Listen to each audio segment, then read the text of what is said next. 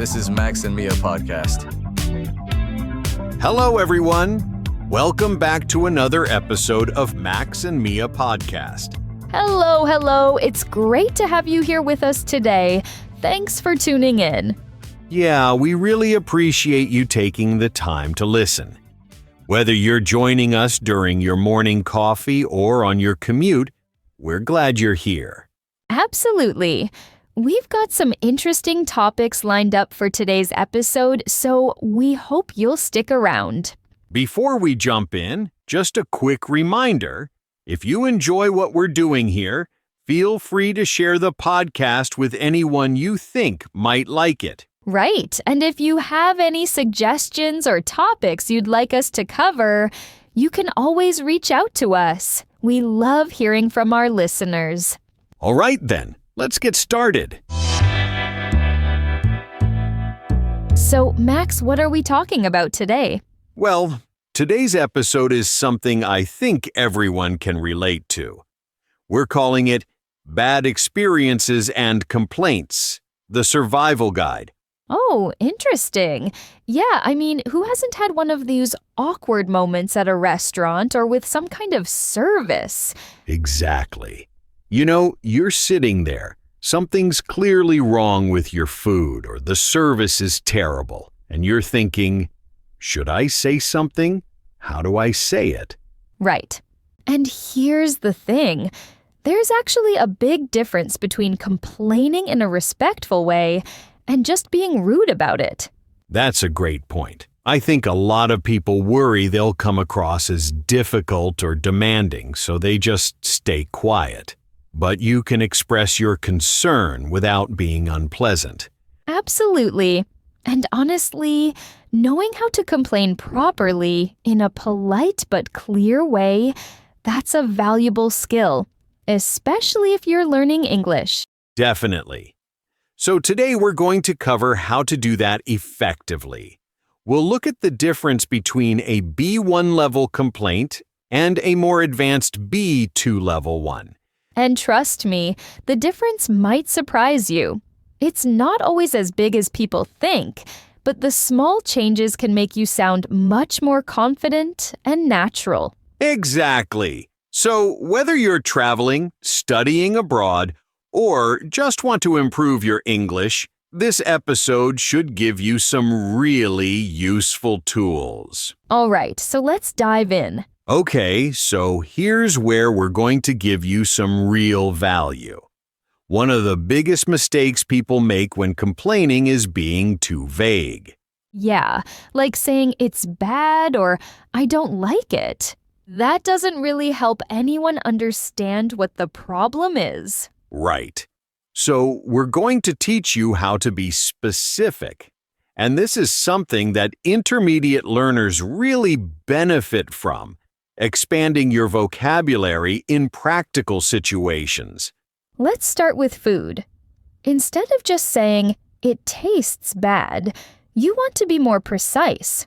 For example, if the bread is hard or old, you can say it's stale.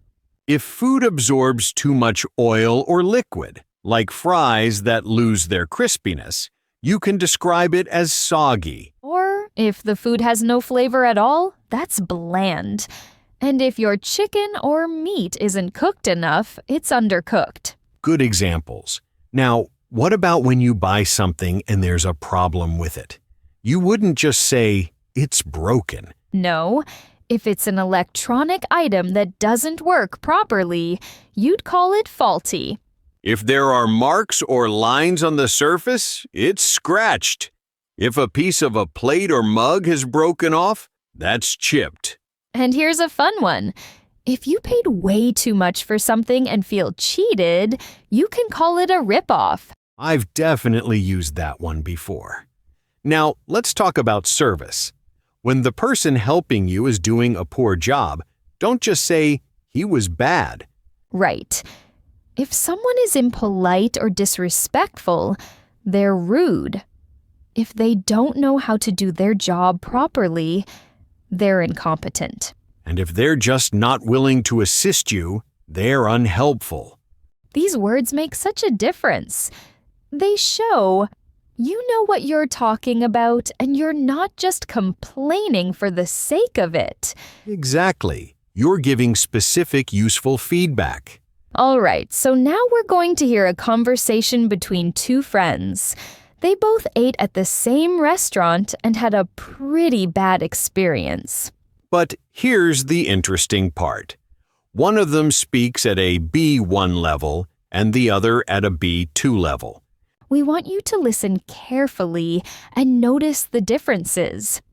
Is there a big gap between the two, or is it smaller than you'd expect? And more importantly, think about which level sounds more natural to you. Let's listen. Hey, Alan. So, did you go to that restaurant? You know, the one near the mall? Oh, yeah, I went there last Saturday, actually. Why? Because I went there too, last week, and well, it was not good. Really? What happened? The food was, I don't know, it was bad. The pasta was very hard, like old, and it was cold when they bring it to me. Oh, no, that sounds awful. Yeah, I had a similar issue, honestly. My steak was completely undercooked, like way too rare, and the fries were soggy, you know? They'd clearly been sitting under a heat lamp for ages. Yes, the fries, mine too. They were, how you say, wet, like with too much oil. Soggy, yeah. It's frustrating because that place used to be decent, but lately it feels like the quality's really gone downhill. And also, the waiter was not nice. He didn't smile, and when I asked for water, he'd take like 10 minutes. That's terrible. The service was pretty incompetent when I was there too. I asked for the bill twice, and they just ignored me the first time. Eventually, I had to walk up to the counter myself. Oh, that's bad. I think maybe they have too much people and not enough waiters. Could be, but even so, there's no excuse for being that unhelpful. I mean, if you're understaffed, at least acknowledge your customers, right? Yes, exactly. And the price. It was very expensive for food that was, not good quality. Total ripoff, honestly. I paid nearly $40 for a meal I barely touched. At that price, you'd expect something decent at the very least. Me too. I leave half of my plate. And the bread, oh my God, the bread was so hard. Like old bread. Stale? Stale, yeah, that's the word. See, this is exactly why I think it's important to complain properly. If enough people mention these specific issues, stale bread, soggy fries, undercooked meat, they might actually fix things. You think so? I never complain because I feel embarrassed. I don't want to be rude. No, I get that. But there's a difference between being rude and being assertive. You can say, "Excuse me, this steak is undercooked. Could I have it cooked a bit more, please?" That's perfectly polite. Yes, I think I need to practice that because I eat the food and then I'm angry at home. Yeah, I've been there. But honestly, most restaurants appreciate the feedback. It gives them a chance to make it right, you know? True. So, you will go back to that restaurant? Probably not, to be honest. There are too many other options around here. Unless I hear they've improved significantly, I'd rather spend my money somewhere that values its customers. Yes, me too. I think I will try that new place on 5th Street. My friend said it's very good. Oh, I've heard about that one. Apparently their service is excellent and the food's really fresh. Maybe we should go together sometime. Yes, that sounds nice. And maybe this time the food will be good. Let's hope so. I'm not sure I can handle another disappointing meal. Me neither. Okay, so we have a plan. Sounds good. All right, so what did you notice? Well, the difference was pretty clear, wasn't it? Linda got her point across, but Alan sounded much more confident and precise. Exactly. Linda used simpler vocabulary. She said things like not good and wet, while Alan used words like undercooked, soggy, and incompetent. Right. And grammatically, Alan's sentences were more complex. He used phrases like, the quality's really gone downhill, and there's no excuse for being that unhelpful. But here's the thing. Both of them communicated their experience. The B1 level worked, but the B2 level just sounded more natural and fluent. Absolutely. And I think that's encouraging for learners. You don't need perfect English to express yourself, but learning those specific words really does make a difference. For sure. Now, let's move on to something really practical. Okay, so here's something important. In that conversation, Linda and Alan were just sharing their bad experiences with each other. But in real life, complaining to your friend doesn't solve the problem. Exactly. You need to know how to close the negotiation, how to actually get what you want from the restaurant or the store. Right? Because complaining without asking for a solution is pretty much pointless. You're just venting, but nothing changes. So let's give you some specific phrases you can use to request compensation or a resolution without starting a fight. First one, how can we resolve this? This is great because it puts the responsibility on them to offer a solution. You're not demanding anything. You're just opening the door. I like that one. Another useful phrase is, I would appreciate a refund, or I would appreciate a replacement. It's polite but clear about what you expect. And if you bought something defective, you can say, is there any way we could exchange this? Again, you're being respectful, but you're making your request known. These phrases are gold because they help you recover your money, get your dish replaced, or exchange a faulty product, all without being aggressive. Exactly. You're being assertive, not rude. There's a big difference. All right, so let's dig a little deeper into why Alan sounded more polite and professional than Linda, even though they were talking about the same thing. Good point. I think a lot of listeners noticed Alan sounded better, but they might not know exactly why from a grammar perspective. Right. So let's break down a couple of his phrases and look at the technique he was using. It's called softening.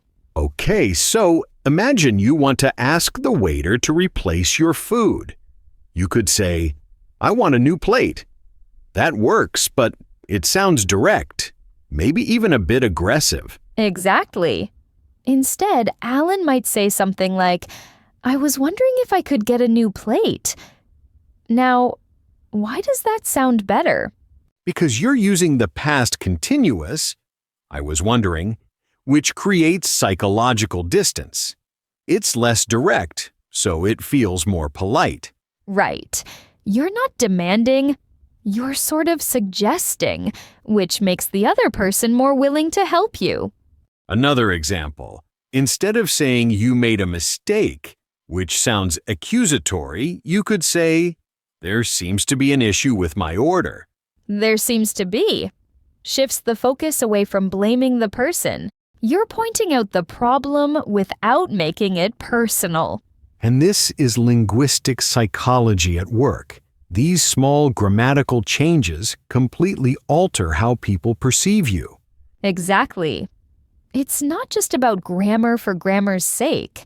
It's about using language to get better results in real-life situations. So if you want to sound more advanced and more polite, start incorporating these softening techniques into your complaints. Absolutely. It's a game changer. All right, now we're going to hear a short conversation that shows you exactly how to put this into practice. This one's about someone who needs to request a replacement, express their dissatisfaction politely, and either get their money back or exchange the product. Listen carefully to the phrases they use. This is the kind of language that will really help you in real situations. Let's hear it. Hi, excuse me. I hope you can help me with something. Of course. What can I do for you today? Well, I bought a laptop here about 2 weeks ago, and I've been having some issues with it. I was wondering if there's anything we could do about it. Oh, I'm sorry to hear that. What kind of problems are you experiencing? So the battery doesn't seem to hold a charge properly. I mean, it only lasts about an hour, even though it's supposed to last at least 6 or 7 hours according to the specs. That's definitely not normal. Have you tried charging it fully and then running it without any programs open? Yes, I did that. I thought maybe I was running too many applications, but even with just one document open, it drains really quickly. There also seems to be an issue with the screen. There's a small crack on the corner that I didn't notice until I got home. A crack? Let me take a look at that. Oh, I see it. That's unfortunate. Did this happen during shipping or... I honestly don't know. When I opened the box, everything seemed fine at first, but then I noticed it the next day. I didn't drop it or anything. It's been on my desk the whole time. I understand. That must be frustrating, especially with a new device. It really is. I mean, I saved up quite a bit for this laptop and I was really excited about it, but now I'm just worried it's faulty, you know? Absolutely. I can see why you'd be concerned. Okay, so here's what we can do. Since it's still within our 30-day return period, we have a few options. Oh, that's good to know. What are the options? Well, we can either exchange it for a new unit, or if you'd prefer, we can issue you a full refund. It's entirely up to you. I mean, I do really like the model. If the battery and screen issue are just isolated problems, I'd be happy to exchange it. Is there any way we could test the new one before I take it home? Absolutely. We can open it here, charge it up a bit, and make sure everything's working properly. We'll also inspect it thoroughly for any cosmetic damage. That would be great. I really appreciate that. No problem at all. Let me just grab your receipt and we'll get started on the exchange. Do you have it with you? Yes, right here. Perfect. Okay. This should only take about 10 or 15 minutes. I'll bring out a new unit and we'll check it together. Thank you so much. I was honestly worried this was going to be a difficult process. Not at all. We want to make sure you're happy with your purchase. If there's ever an issue, we're here to help.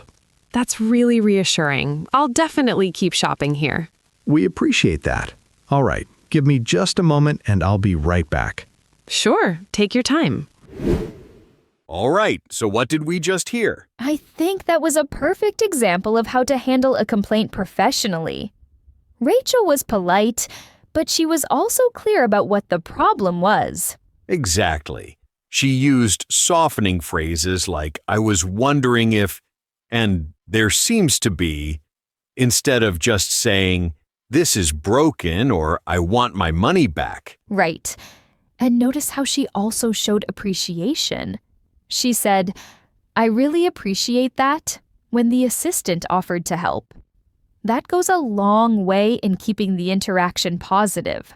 Definitely. And the assistant responded well too.